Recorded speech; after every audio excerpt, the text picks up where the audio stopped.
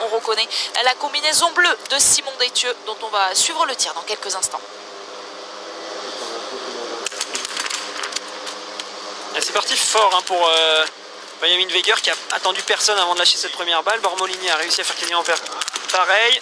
Il y aura une erreur pour l'Italie et la Suisse. Le Norvégien peut toujours faire le sans faute.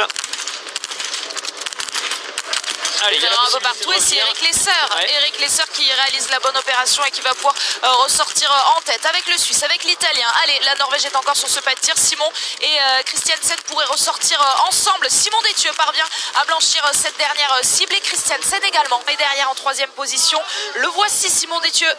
Ouais, c'est bien, un bel effort de la part de Simon. Devant les Allemands, on va se retrouver avec les Italiens. Alors il va quand même falloir surveiller ça car c'est Lucas Hofer qui va partir en deuxième. Et Lucas Hofer, il a tendance à partir très vite lorsqu'il prend le départ d'une course. Donc ça permettra peut-être pas à Quentin de rentrer tout de suite. Mais bravo Simon, il a fait bien le job aujourd'hui. Et puis bravo à Bormolini quand même qui a super bien tenu la vitesse de Lesser dans ce tour. Et c'est là qu'il va falloir être très présent pour essayer de rester devant et de repartir avec ceux qui vont réussir des sans faute.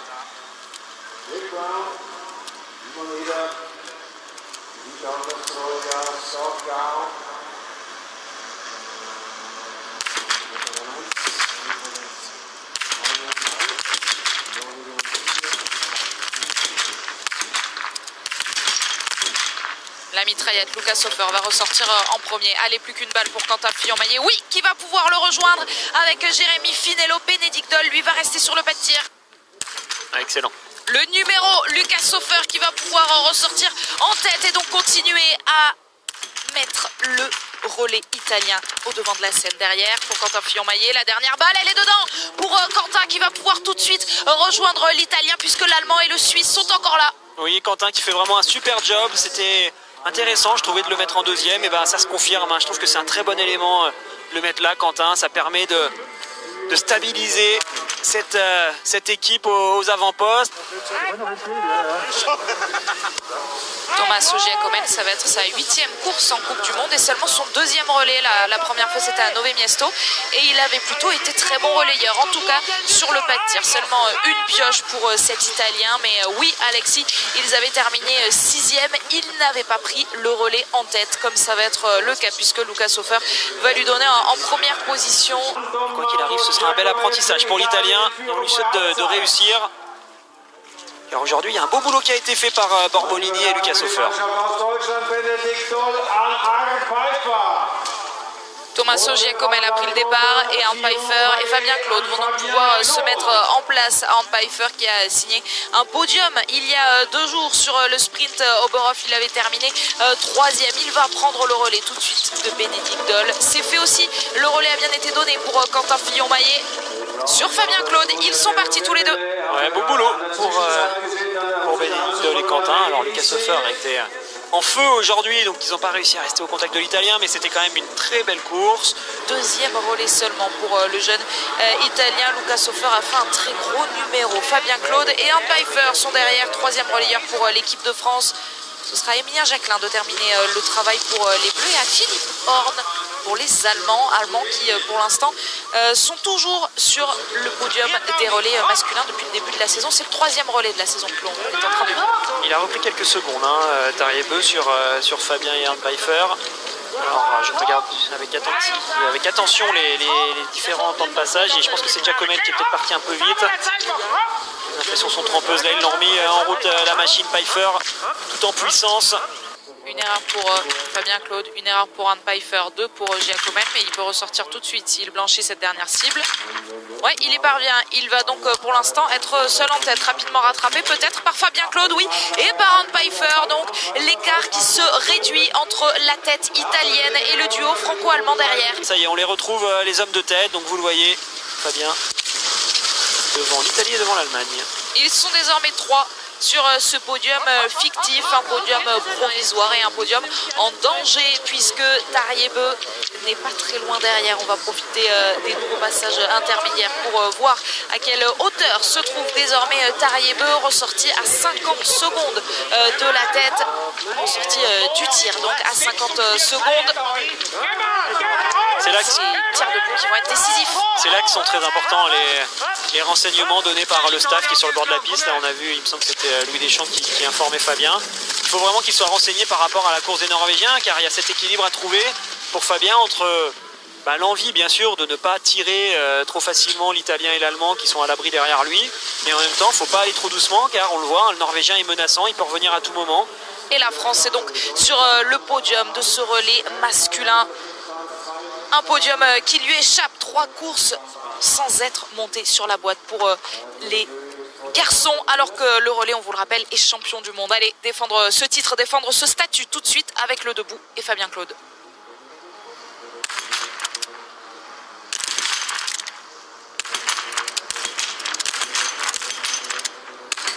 Fabuleux Giacomel. Ce tir de Giacomel.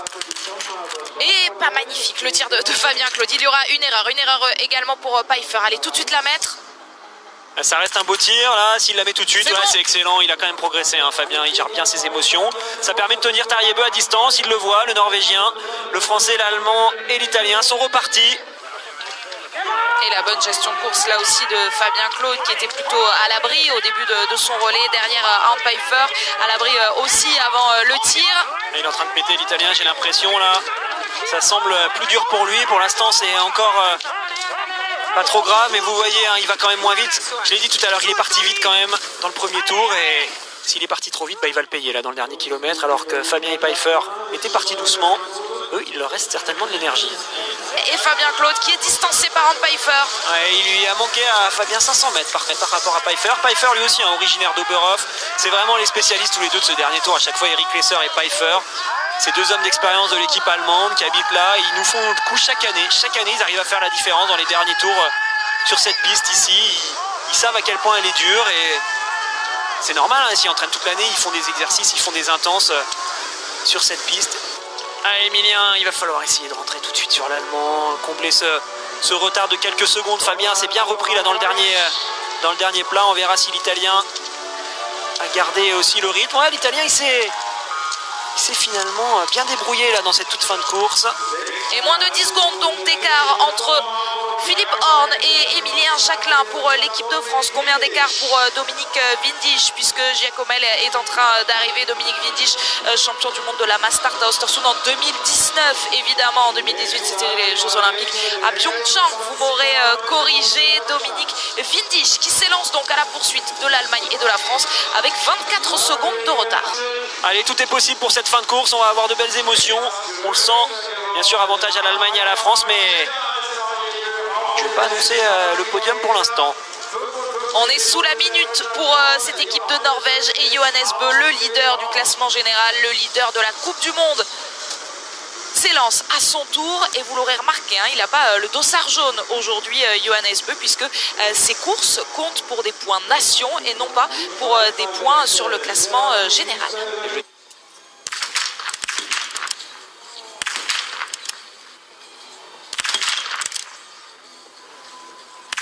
Attention, l'Allemand, là pour l'instant, il n'a pas réussi à en mettre une. Donc, il peut perdre gros hein, sur ce tir. L'Allemand, là, s'il n'est pas conscient de là où tape ses balles, il va perdre très gros. Ouais, il va peut-être y en avoir même 5 hein, si ça continue comme ça pour l'Allemand. Alors que pour Emilien Jacquelin, il n'a eu besoin que d'une seule pioche pour pouvoir ressortir en tête. Et désormais, la France est seule devant cette course. Ouais, le podium, ça va le faire pour l'équipe de France, car vous le voyez, les Allemands vont tout perdre. Ils vont tout perdre sur ce tir, car ils n'arrivent pas à se recentrer. Pour l'instant, Philippe Horn, ça y est, il en a enfin mis une. Windisch est en train de faire le boulot pour pouvoir rester deuxième, mais Johannes est désormais très proche de lui. Qu'il faut vraiment qu'Emilien assure le coup et ne laisse aucune chance à ses adversaires sur ce debout. Emilien Jacquelin sur une seconde victoire d'Europe 2021.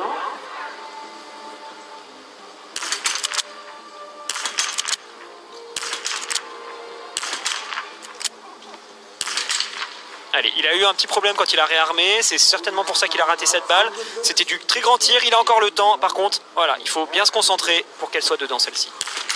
Bravo. Et elle est dedans, la dernière balle pour Emilien Jacquelin qui va aller offrir la victoire à cette équipe de France. Les Bleus vont gagner le relais de cette année 2021, le premier relais de cette année 2021.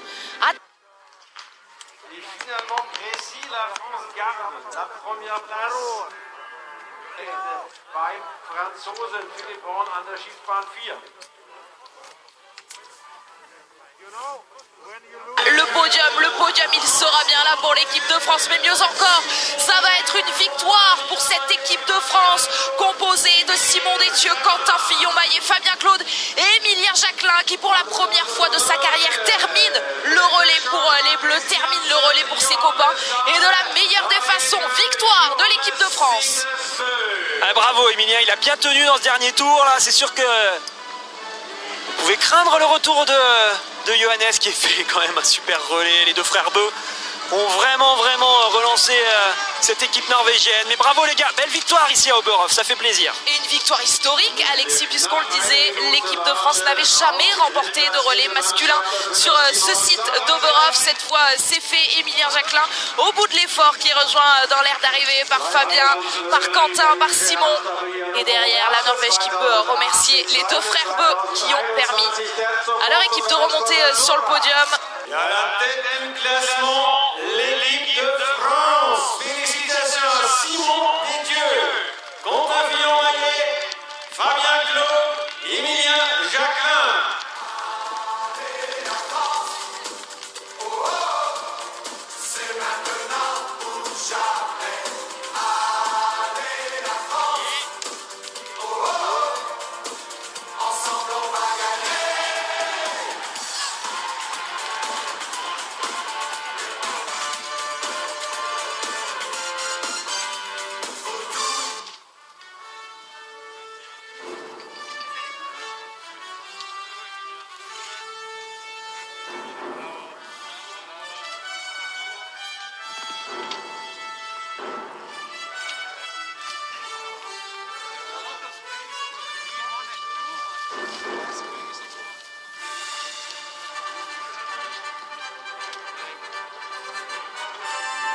Und wir sagen nochmal Glückwunsch und Anerkennung an die Staffel hier nochmal hoch an die Mannschaft aus